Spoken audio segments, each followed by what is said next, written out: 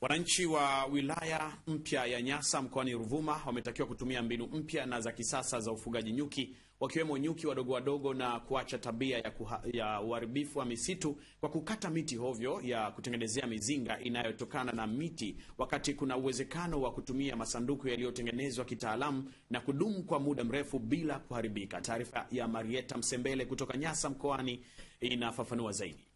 Kuja katika wilaya hii ya Nyasa. Kauli hiyo ilitolewa na mratibu wa shirika lisilo la kiserikali la Hugo Van Lawick Foundation, Ali Chimbyangu, wakati akizungumza na Channel 10.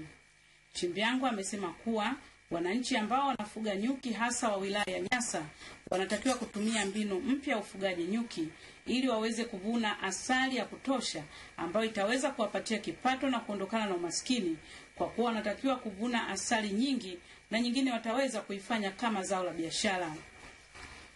Bwana Chimbyangu amesema mbali na shirika hilo kuhimiza kutumia mbinu mpya ya ufugaji nyuki, pia shirika hilo linatarajia kutoa elimu kwa wananchi wa wilaya hiyo juu ya ufugaji nyuki na utunzaji wa mazingira ili zao hilo liweze kuwa la kibiashara zaidi.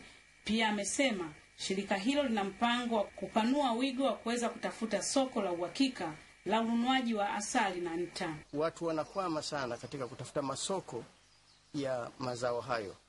Kwa hiyo moja katika vitu ambavyo tutakuwa tunafanya nao ni kuwaelekeza namna gani na kuwatafutia masoko yaliyo bora ya mazao kama ya asali pamoja na nta, na tutawafundisha pia namna ya kutunza katika hali inayokubalika.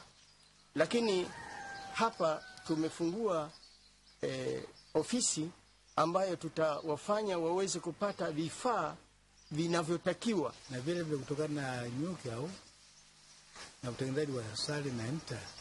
Ni biashara nzuri yenye kipato kwa mwananchi na kwa jamii kwa ujumla. Nikiripoti kutoka katika wilaya Nyasa mkoani Ruvuma, ni Marieta Msembele wa Channel 10.